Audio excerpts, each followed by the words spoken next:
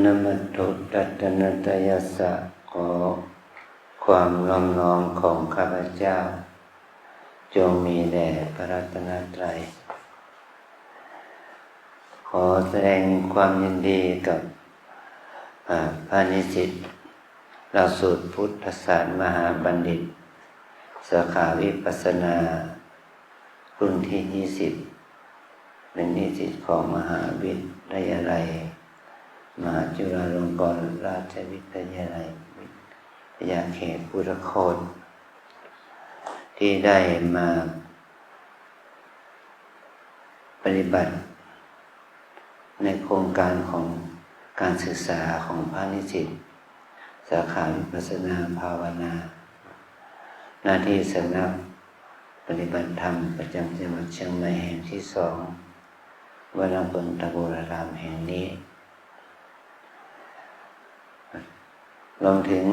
บรรดาวาสิกาทั้งหลายได้มีโอกาสได้มาปฏิบัติกรรมฐานภาวนาเพื่อเสริมสร้างอินทรีย์บารมีแก่ตนให้เจริญยิ่งขึ้นที่ท่านได้มาพระท่านได้มาอยู่ปฏิบัติที่นี่ประมาณ1 เดือนแต่พวกเรานี่มา3 วัน4 วัน5 วัน6 วัน10 วันนะก็เป็นตามแต่เวลาที่เราได้มีเวลาศรัทธาที่จะมาปฏิบัติภาวนาเพื่อสร้างอุปนิสัยปัจจัยให้เราเจริญในสมาปฏิบัติตามสมควรแก่เหตุ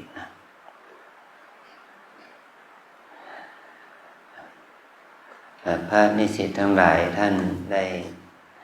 เข้าโครงการปฏิบัติเพื่อว่าให้เรานั้นได้มีประสบการณ์ความรู้นะตั้งแต่บาลีพุทธโคตตั้งมาผมก็รู้สึกดีใจว่ามันมีศูนย์มีศูนย์ที่จะฝึกพระเรานั้นเข้าสู่การเจริญวิปัสสนาเพื่อเป็นวิปัสสนาจารย์เพื่อเป็นประโยชน์กับพระพุทธศาสนานะแต่ตั้งแต่แรกที่ทางขั้นสังคมสังชาวบ้านเขาตั้งโจทย์ว่าพุทธศาสนาเถรวาทเราเนี่ยเราเอาแนวปฏิบัติอย่างไรเป็นแนวของคณะสงฆ์ไทยเพราะสมัยนั้น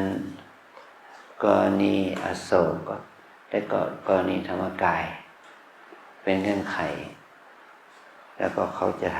ามว่าคณะสงฆ์ในดวงจะเอาอะไรก็เป็นเหตุให้ทางมหาเถรสมาคมหรือว่าองค์กรชาวพุทธเรานะก็มาขวนขวายหาหลักปฏิบัติโดยหลักปฏิบัติของเรามันมีอยู่แล้วนะแนวอานาปานสติภาวนาพุทโธก็มีอยู่แล้วแต่มีเฉพาะหมู่พระเราหรือว่าญาติโยมที่สนใจเล็กน้อยแนวที่2ก็คือแนว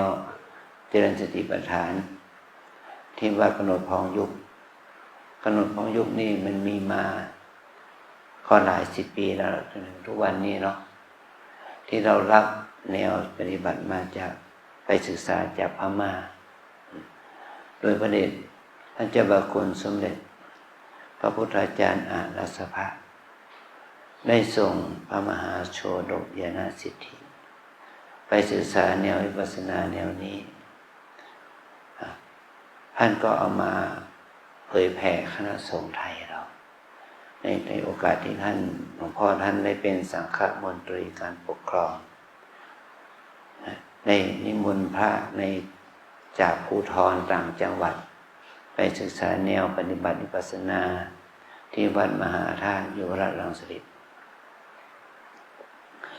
นี่ก็เพราะเมื่อท่านได้เอาวิปัสสนาเนี่ยเข้าสู่มหาจุฬาใช่ไหมแล้วก็เอานี่แหละกองการวิปัสสนาธุระแห่งประเทศไทยก็ร้อยหล่อ เพราะหมดหลวงพ่อแล้วหมดบุญหลวงพ่อแล้วก็หมดบุญครูบาอาจารย์ในยุคนั้นมรณภาพไปมากแล้วกองทัพทำการเคลื่อนที่วิปัสสนาเคลื่อนที่ก็ร่อยหล่อไปแล้วพระเดชพระคุณหลวงพ่อท่านจึงเห็นถึงว่าจะวิปัสสนานี่จะตั้งมั่นในศาสนาตั้งมั่นในคณะสงฆ์ไทยได้อย่างไรก็เอาไปบรรจุเป็นโครงการของมหาจุฬาเรานะจึงเป็นเหตุให้กรรมฐานเนี่ยมีมาถึงทุกวันนี้มันก็มีวิวัฒนาการมาอย่างนี้เพราะเรานั้นได้เข้าศึกษาแนววิปัสสนานี้เพื่อที่จะเข้าใจแล้วก็ได้ปณิสัยที่จะเป็นพระสงฆ์ที่จะได้ประพฤติปฏิบัติเมื่อเกิดเหตุการณ์ที่คณะสงฆ์ได้ตั้งสำนักปฏิบัติธรรมประจำจังหวัดขึ้นมาก็ไปคัดเลือกสรรวัดต่างๆที่เป็นสำนักปฏิบัติธรรมที่มีครูบาอาจารย์องค์2 องค์ศรัทธาญาติโยม5 คน10 คนเอามาเป็นสำนักปฏิบัติธรรมประจำจังหวัดนี่นะบางสำนักก็มีพระสงฆ์องค์เนรมีศรัทธาญาติโยมมากอยู่มีพื้นที่กว้างขวางอยู่ก็ได้ยกฐานะเป็นสำนักปฏิบัติธรรมประจำจังหวัดมันก็เป็นเหตุให้เป็นสำนักปฏิบัติธรรมได้แต่ว่าบุคลากรที่จะมาบริหารมันมีน้อยลงพวกเราผู้ใหญ่ครูบาอาจารย์ก็ละสังขารไปหมดแล้วเหลือแต่พวกเราเล็กน้อยมันไม่สามารถที่จะสนองงานคณะสงฆ์ได้เหมือนกับว่าสินค้าที่โลกต้องการมันมีมากแต่มันมีผู้ผลิตได้น้อยก็คือนี่แหละพระสงฆ์เรานี่แหละมี300,000-400,000 รูปจะมีพระวิปัสสนากี่ร้อยรูปล่ะจากแสนมาเป็นร้อยเนี่ยมันก็มีน้อยนะแล้วก็พระวิปัสสนาที่มีอุปนิสัยเฉพาะตัวก็ปฏิบัติเฉพาะตนก็มีอยู่แต่พระวิปัสสนาที่ได้ความรู้ความเข้าใจแล้วก็มีอุปนิสัยเผยแผ่แล้วสายโพธิสัตว์สายเผยแผ่แล้วมันมีน้อยวัดหนึ่งก็มีน้อยครูบาอาจารย์ก็มีน้อยจึงเป็นเหตุให้บุคลากรในแนวนี้ขาดแคลนนะขาดแคลนอย่างพวกเราก็เหมือนกันเราได้มีโอกาสมาศึกษาเนี่ยเราศึกษาเพื่อให้เรามีความรู้ในหลักสูตรวิปัสสนากรรมฐานแต่ถ้าเราไม่ได้ปฏิบัติล่ะมันก็เปล่าประโยชน์นะเมื่อเราได้มาปฏิบัติเนี่ย6-7 เดือนเนี่ยมันก็มีส่วนที่จะกระตุ้นบารมีวาสนาเก่าของเราให้ขึ้นมานะก็จะเป็นเหตุให้ได้บุคลากรทางวิปัสสนาเพิ่มขึ้นเดี๋ยวนี้ศรัทธาญาติโยมเข้าปฏิบัติกรรมฐานภาวนาในสำนักปฏิบัติต่างๆเนี่ยมันมีมากขึ้นเป็นมันอยู่ในแนวที่ว่าปฏิบัติเอาบุญนี่อย่างที่ว่า3 วัน5 วันเนี่ยมันก็ปฏิบัติเอาบุญนะอย่างที่เราปฏิบัติ3 เดือนเนี่ยได้อะไรเราจะต้องตอบตัวเองได้เนาะเราได้อะไร3 เดือนเนี่ย6 เดือนเราได้อะไรเนี่ยมันก็มาเปรียบเทียบกับญาติโยม3 วัน5 วันเนี่ยมันจะโยมจะได้อะไรล่ะนั่นแหละก็โยมก็ได้บุญได้กุศลได้ความดีได้บารมีตามเหตุนะเหมือนกับเราที่มาฝึกนี่1 เดือนนี่เราก็ได้อะไรต่อมีอะไรมากมายแต่มันไม่ได้ทุกองค์ไปมันไม่ได้ทุกเงื่อนไขไปมันต้องมีบุญบารมีกับตนเองด้วยมันจึงจะทำให้การปฏิบัติของเรานะก้าวหน้าไปตามเหตุตามปัจจัยนะที่นี่ พระเดชพระคุณหลวงปู่เนี่ยท่านเป็นพระวิปัสสนากรรมฐานรุ่นแรกของจังหวัดเชียงใหม่ที่ไปศึกษาที่วัดมหาธาตุที่ท่านได้ถูกคณะสงฆ์ส่งตัวไปนะเมื่อท่านเป็นพระประหลัดเป็นพระประหลัดทองพระเดชพระคุณหลวงพ่อพระธรรมราชานุวัตรฟูอัตสีโมเจ้าคณะตรวจการภาค5วัดพระสิงห์ได้ส่งพระประหลัดทองไปเรียนวิปัสสนาที่กรุงเทพนะเป็นรุ่นแรกเลยแล้วก็ท่านก็นำเอาหลักปฏิบัตินั้นมาสอนกรรมฐานที่วัดเมืองมาแล้วก็ตอนหลังมันก็มาเผยแพร่ธรรมที่วัดลำเปิงนี้ท่านเอามาเผยแพร่ที่นี่หลายปีจนเมื่อปี2534ก็ได้รับพระบัญชาไปเป็นเจ้าวัดพระราชสีจอมทองท่านไปเปิดสอนที่จอมทองอยู่เกือบ30 ปีนะ20 กว่าปีท่านก็ละสังขารเมื่ออายุ96 ปี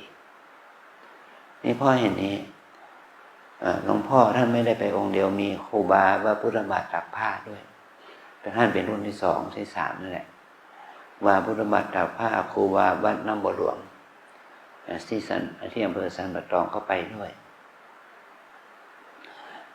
ครูบาทั้งสองท่านก็มีบารมีเฉพาะตนเนาะลูกศิษย์ลูกหากว้างขวางท่านได้ทุดงควัตไปตามป่าตามเขาน้อยใหญ่จนที่ตอนที่ท่านได้มีโอกาสมาเปิดสำนักก็มีลูกศิษย์ลูกหานั่นแหละแต่ว่าลูกศิษย์ลูกหานั่นก็เหมือนกับว่าถ้าอาจารย์ละสังขารแล้วก็ลูกศิษย์ลูกหาแล้วก็หายนั่นเป็นเหตุนะมันหายมันเหมือนกับสร้างบริวารไม่ได้ไม่ติดแต่หลวงปู่นี่สร้างบริวารติดเนี่ยแปลกท่านอยู่วัดเมืองมางก็มีลูกศิษย์ชาวบ้านอุบาสกอุบาสิกาและพระสงฆ์เนรแม้แต่ท่านอาจารย์พระครูภาวนาสมณวัฒน์นะอาจารย์ประจักษ์ท่านก็ไปเรียนกับหลวงปู่สมัยนั้นที่วัดเมืองมางก่อนที่จะไปเรียนที่กรุงเทพและก็ไปพม่านะนี่พ่อหลวงปู่นั้นท่านมีอุปนิสัยรักศรัทธาญาติโยมนะมีเมตตาจิตรักศรัทธาญาติโยมก็ทำให้ศรัทธาญาติโยมนั้นเข้าถึงการปฏิบัติมากขึ้นเนี่ยโดยอาศัยความมีเมตตาเนี่ยแม้จะโยมจะมา3 วันก็สอน3 วันมา5 วันก็สอน5 วันมาวัน1 คืน 1ก็สอนวัน1 คืน 1ตามเหตุนั่นแหละนะขอให้เขาได้รู้วิธีการกราบการไหว้การเดินการนั่งเป็นเบื้องต้นก็ดีแล้วอย่างนี้ขอให้เรานั้นได้สร้างอุปนิสัยอย่าเห็นผู้หญิงเป็นศัตรูเห็นผู้หญิงเป็นแม่ของเรานะเป็นลูกของเราเป็นแม่ของเราเป็นป้าเป็นอาของเราถ้าคนไหนมีความคิดอย่างนี้ก็จะอยู่กับผู้หญิงได้จะอยู่กับโยมผู้หญิงได้นะถ้าเรา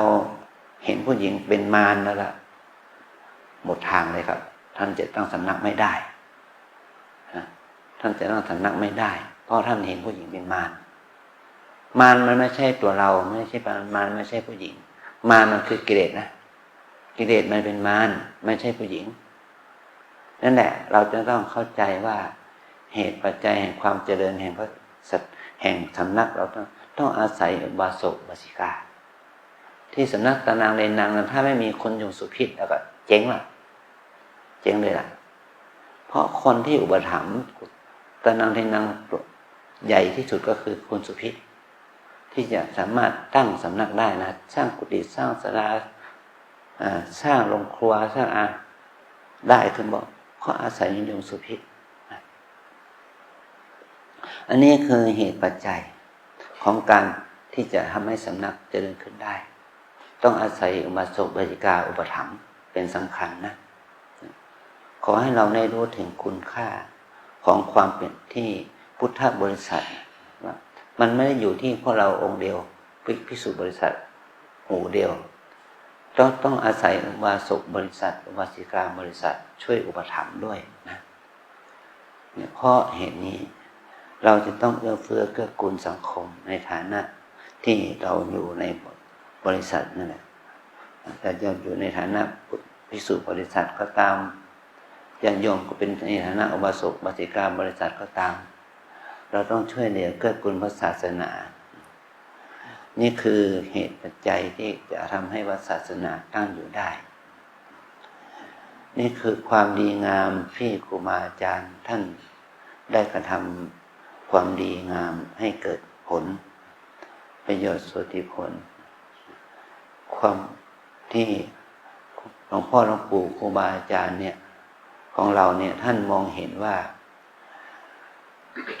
เราจะต้องเอื้อเฟื้อพระภิกษุครูบาอาจารย์ของเราที่มรณภาพไปแล้วหลวงปู่ท่านมรณภาพไปแล้วท่านก็มีความคิดอย่างนี้แหละให้ความสำคัญกับพระภิกษุหลวงพ่อประจักษ์ก็เช่นเดียวกันท่านให้ความสำคัญกับพระภิกษุให้ภิกษุนั้นได้ศึกษาให้ศึกษาได้ปฏิบัติถ้าพระภิกษุในจำนวนเป็นร้อยมีรูปหนึ่งสามารถที่จะพัฒนาคุณธรรมของตัวเองขึ้นมาได้ตั้งสำนักได้สอนญาติโยมได้มันมีประโยชน์มากมายจะได้เอื้อเฟื้อเกื้อกูลเพื่อนสาธมิกด้วยกันและเอื้อเฟื้อเกื้อกูลอุบาสกอุบาสิกาญาติโยมเข้าสู่พระศาสนาได้มากความสำคัญอยู่ที่พวกเรานะเนี่ยกิจกรรมนี้เรามีกิจกรรมให้ได้ศึกษาว่าทุกวันทุกครั้งที่ญาติโยมมาวัดเนี่ยเขาจะต้องทำพิธีอย่างเนี้ยมีพาน4พานขอขมาพระรัตนตรัยพานขอศีลพานขอพระกรรมฐานพานขอขมาครูบาอาจารย์แต่ต้องมีทุกครั้งแม้จะเป็นคนต่างชาติก็ตามแต่นะเป็นคนต่างชาติเราก็ต้องให้เขาทำวิธีนี้เพราะว่าศาสนาวิธีเนี่ยมันเป็นเครื่องประโลมใจเรานะให้เราเกิดความศรัทธาให้เราเกิดความเลื่อมใสให้เราเกิดความดีงามเกิดความดีงามมันจะได้เกิดขึ้นว่าเรามีดอกไม้ธูปเทียนบูชาครูบาอาจารย์ท่านได้สอนไว้ว่าเราพระพุทธเจ้าเนี่ยแสวงหาธรรมเนี่ยด้วยชีวิตมายาวนานถึง4 อาสงไขยแสนกับแล้วเราล่ะมาขอกรรมฐานแนวปฏิบัติที่พระพุทธเจ้าทรงค้นพบด้วยความยากลำบากถึง4 อาสงไขยแสนกับเนี่ยเราจะเอามือ2 มือหรือมาขอเรามีดอกไม้ธูปเทียนจะดีกว่าไหมเนี่ยเราก็เห็นว่ามันถ้าเรามีความพร้อมเราเอาดอกไม้ธูปเทียนมาขอมันเป็นการเป็นอามิสบูชาเนาะมันเป็นอามิสบูชามาขอมันเป็นความงดงามแล้วก็แต่ที่เรามาปฏิบัติเรียกว่าเอาตัวเปล่ามาก็เอากายเอาใจเรามาก็เอาการปฏิบัติบูชาเป็นเครื่องปฏิบัติที่องค์พระสัมมาสัมพุทธเจ้าได้ตรัสไว้นั่นแหละว่าโยโวอนันทะภิกขุวาภิกขุนีวาอุบาสโกวาอุบาสิกาวาธรรมานุธรรมปฏิปรมายบูชายะนะว่าการบูชาที่สูงสุดคือการปฏิบัติบูชานะภิกษุภิกษุณีอุบาสกอุบาสิกาจะบูชาเราไม่ใช่บูชาด้วยอามิสบูชาแต่ให้บูชาด้วยการปฏิบัติอย่างนี้แต่องค์พระสัมมาสัมพุทธเจ้าก็ไม่ปฏิเสธอามิสบูชานะอามิสบูชาก็ได้แก่ปัจจัย4นั่นแหละโภชนาอาหารจีวรเสนาสนะหรือเภสัชหรือของใช้ไม่สอยอื่นใดที่เราใช้สอยเนี่ยมันก็เป็นอามิสบูชาเมื่อเรามีอามิสบูชาก็ทำให้มันมีความงดงามได้งดงามทางจิตใจได้มีความศรัทธาเลื่อมใสได้แต่เราไม่เน้นหนักไม่ว่าจะขาดไม่ได้ก็ไม่ใช่มีก็ต้องเอามาไม่มีก็ปล่อยวางเสียเพราะเห็นนี้เราต้องมีอามิสบูชาเหล่านี้มาด้วยนี่ก็ขอให้โยคีเราทั้งหลายได้รู้ถึงมูลเหตุแห่งการที่เราเตรียมดอกไม้ธูปเทียนมาบูชามาขอพระกรรมฐานมาขอศีล มาขอขมาลาโทษที่ตนเองได้ประมาทพลาดพลั้งล่วงเกินต่อพระรัตนตรัยนะได้เรามาประมาทเมื่อเราได้ประมาทพลาดพลั้งล่วงเกินต่อพระสงฆ์องค์เนรเพราะเหตุว่านักการปัจจุบันนี้เราจะเห็นข่าวพวกเรานะพระสงฆ์ได้มีทางลบมากเราก็มีทัศนคติที่ไม่ค่อยดีต่อพระสงฆ์แต่เราจะต้องมาบูชาพระรัตนตรัยนะเราจะต้องมีจิตใจศรัทธาเลื่อมใสเคารพในพระรัตนตรัยแล้วก็เคารพในพระสงฆ์ที่เป็นพระภิกษุที่ท่านประพฤติดีปฏิบัติดีก็มีอยู่นะเพราะเหตุนี้เราจึงมีการใช้การเอาดอกไม้ธูปเทียนมาคารวะบูชาคารวะนี่เป็นประเพณีวัฒนธรรมมันเป็นสามีจิกรรมอันชอบที่ชาวพุทธเราจะพึงทำเมื่อเรามาอยู่ที่วัดแล้วเราต้องถือศีลถือศีล8เรายังไม่รู้จักศีล8เราก็ต้องมาประพฤติปฏิบัติตามศีล8เนี่ยถ้าเราแค่ท่องภาษาบาลีนะ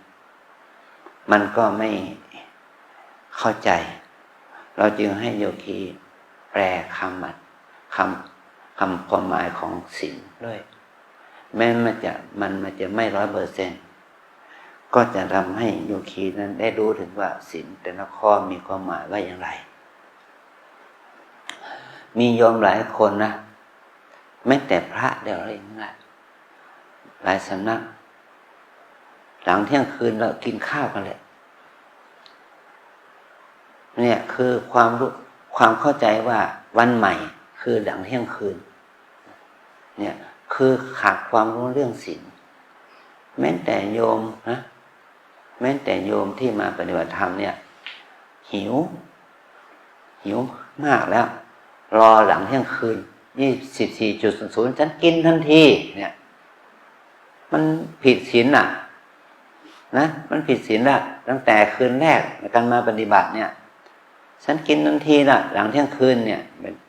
แบบนี้แหละที่ทำให้เราต้องให้สมทานศีลพร้อมด้วยคำแปลตั้งแต่หลังเที่ยงวันจนถึงอรุณรุ่งขึ้นวันใหม่อรุณรุ่งขึ้นวันใหม่เมื่อเป็นสว่างนะ6 โมง 7 โมงเช้าจึงจะกินได้นะไม่ใช่ว่าหลังเที่ยงคืนกินนี่แหละอันนี้คือไม่ใช่ความทัศนคติความเห็นผิดของญาติโยมเท่านั้นแม้แต่พระภิกษุสามเณรก็ยังมีความเห็นผิดเรื่องนี้นะนี่เพราะเหตุนี้เราจึงให้สมทานศีลโดยการแปลความหมายไม่ใช่ว่าวิการโภชนาเวรมณีสิกขาปะทังสมาธิยามิรู้แต่ภาษาบาลีไม่รู้ความหมายมันก็ไม่สามารถรักษาศีลได้เพราะเหตุนี้แหละนะเราจึงให้สมทานศีลโดยการแปลเรารักษาศีลเราก็ได้มาเพื่อมาปฏิบัติธรรมนะเราต้องมาภาวนามารู้วิธีการฝึกแนวปฏิบัติเบื้องต้นการกราบสติปัฏฐานทำอย่างไรการเดินจงกรมทำอย่างไรการนั่งภาวนากำหนดที่ไหนก็ต้องแนะนำญาติโยมที่มาใหม่นะมาวันแรกเขาไม่รู้อะไรเลยไม่รู้วิธีการเดินการนั่งการหายใจอย่างไรไม่รู้เขาไม่รู้เป็นคนใหม่เราจะต้องแนะนำขั้นตอนเบื้องต้นให้แก่เขาเมื่อเราทั้งหลายเนี่ยไปเป็นพระวิปัสสนาจารย์เป็นวิปัสสนาจารย์เป็นวิทยากรสอนเยาวชนเด็กๆนะตั้งแต่ประถมมัธยมจนถึงอุดมศึกษาหรือองค์กรเอกชนที่มาเรียนรู้วิปัสสนากรรมฐานปฏิบัติกรรมฐานเนี่ยเราจะต้องแนะนำในเบื้องต้นเนี่ยนะสำคัญแนะนำให้ญาติโยมรู้จุดมุ่งหมายเป้าหมายจุดประสงค์เนี่ยโยมบางคนที่มีความรู้มากมีปัญญานะเขาจะถามว่าเรามาอยู่วัดไม่เห็นทำอะไรมันจะได้บุญได้ยังไงเขายังไม่รู้จักวิธีเอาบุญในการหายใจเนาะเขาไม่รู้จักวิธีการทำบุญในการเดินการนั่งมันไม่รู้อ่ะแม้ว่าเขาจะมีปริญญาเป็นด็อกเตอร์ก็แล้วแต่เลยแต่เขายังไม่รู้ทำวิธีทำบุญภาวนาเขารู้วิธีการทำบุญทานเท่านั้น ทำบุญเพื่อสงเคราะห์สังคมเท่านั้นทำบุญเพื่อสงเคราะห์คนยากคนจนเท่านั้นหมายความว่าเขาทำบุญด้วยการให้ทานเป็นหลักแต่เขาไม่ได้ทำบุญด้วยการภาวนาเลยมันเหมือนกับสังคมปัจจุบันนะพวกนักธุรกิจพวกดาราพวกผู้ทำงานสื่อที่เขาได้เงินโดยง่ายๆเนี่ยเขาจะชอบทำบุญทำทานมากกว่าทำบุญภาวนานี่แหละปัญหามันก็เกิดขึ้นอย่างนี้แหละนะก็ถูกหลอกถูกพระเราหลอกหรือถูกขบวนการของพระหลอกเนี่ยเราเอาเงินมาทำบุญทำทานสร้างพระใหญ่ๆสร้างอะไรใหญ่ๆโตๆสูงที่สุดในโลกใหญ่ที่สุดในโลกประเภทนี้มันก็จะก่อให้เกิดความโลภนะมันไม่ใช่ว่าทำบุญหวังจะร่ำจะรวยเฮงอย่าออกจากปากของพวกเรานะสอนให้เขารู้ทุกข์รู้เหตุแห่งทุกข์มากไม่ใช่สอนให้เขารวยเฮงอย่างเดียวนะเนี่ยเพราะเหตุนี้เราจะต้องสอนให้เขารู้จักทุกข์รู้เหตุแห่งทุกข์รู้ความดับทุกข์รู้ข้อปฏิบัติเพื่อให้ถึงความดับทุกข์นี่แหละแต่เขาบอกว่ามันยากนะวิปัสสนาเนี่ยมันลำบากมันทุกข์มันเมื่อยมันลำบากไม่ใช่มีเฉพาะคนไทยแล้วนะเมื่อวานนี้ผมต้องปรับอินทรีย์ของโยคีชาวจีนเขามาปฏิบัติธรรมวันหนึ่งได้1.5 ชั่วโมงวันหนึ่งเขาบอกว่าเขาขี้เกียจเขาไม่เห็นอานิสงส์เขาไม่เห็นคุณค่าปฏิบัติมา 4-5 วันแล้วก็ได้อย่างนี้นะเพราะเขาไม่รู้ความหมายนะเขาครอบครัวของเขาสังคมของเขาประเทศชาติของเขานะ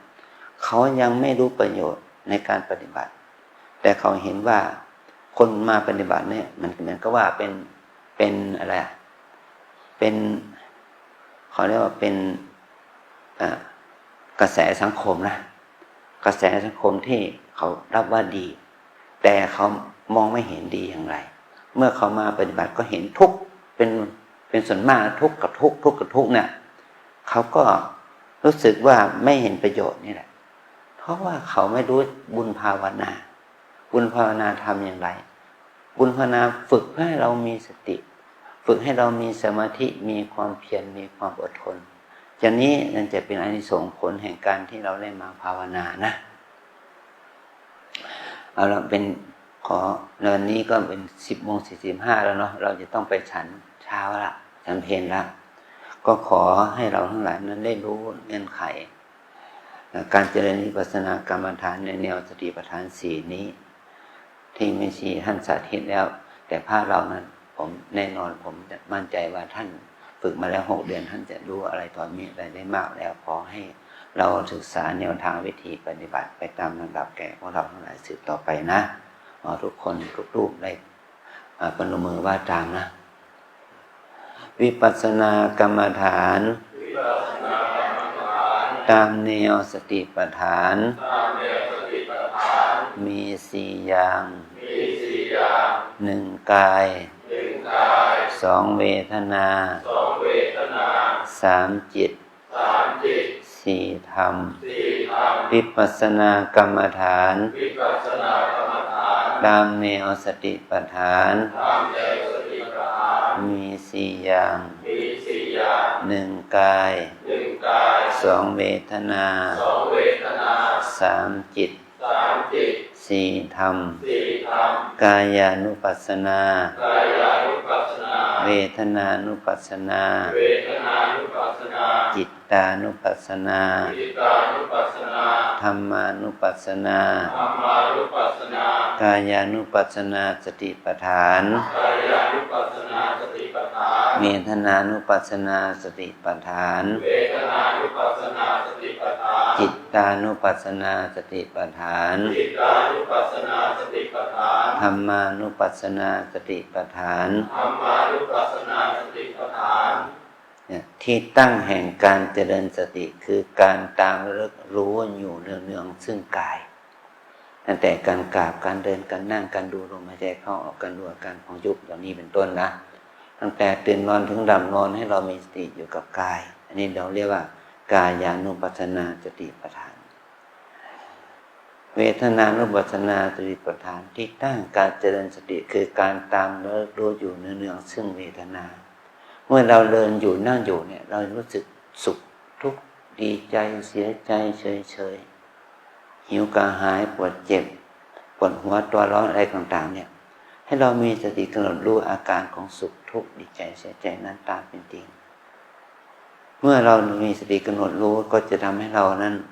ได้ระงับดับเสียซึ่งความพอใจไม่พอใจอวิชชาโทมนัสนั่นแหละโดยเฉยๆเรียกว่าโมหะอวิชชาโมหะออกไปจากใจเราได้จิตตานุปัสสนาสติปัฏฐานที่ตั้งการเจริญสติคือการตามระลึกรู้อยู่ในเนืองทั้งจิตหมายความว่าเมื่อเราพลั้งเผลอไม่มีสติจิตมีราคะจิตมีโทสะจิตมีโมหะจิตหดหู่จิตฟุ้งซ่านก็เกิดขึ้นกับเราเมื่อเรารู้สึกว่าเราคิดนั่นแหละคิดดีคิดไม่ดีคิด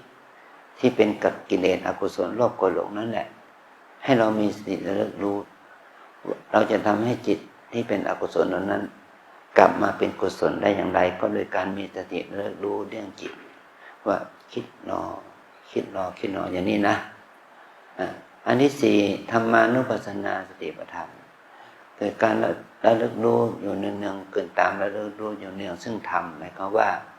เราทั้งหลายเนี่ยทุกคนนะทั้งพระทั้งโยมนะเอาอะไรมาด้วยเอาตาเอาหูเอาจมูกเอาลิ้นเอากายมาด้วยใช่ไหมเอาใจมาด้วยเรามีตาหูจมูกลิ้นกายใจตาไม่บอดหูไม่หนวกเราก็ต้องมีเห็นเป็นธรรมดาเห็นสีได้ยินเสียงได้กลิ่นได้รสได้สัมผัสจะเกิดขึ้นกับเราเมื่อตาหีสีเสียงกลิ่นรสสัมผัสมากระทบทวารทั้งห้าทั้งหกของเราแล้วมันจะเกิดความรู้สึกชอบไม่ชอบฟุ้งซ่านรำคาญสงสัย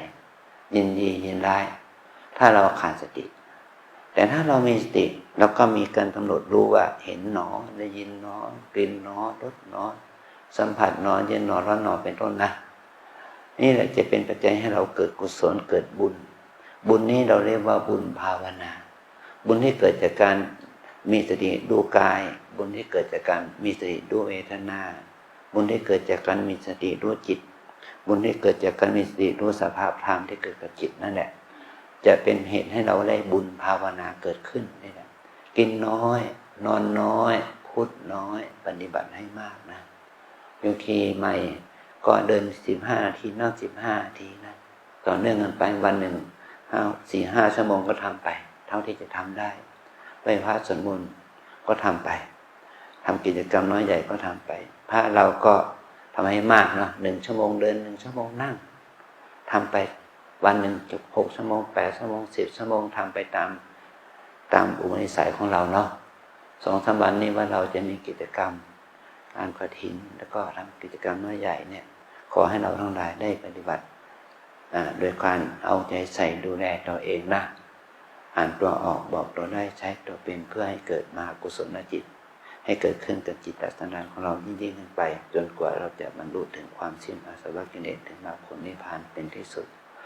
ขอบุญนี้จงบังเกิดผลแก่เราทั้งหลายจงทุกข์ทั่วหน้ากันด้วยเทอญ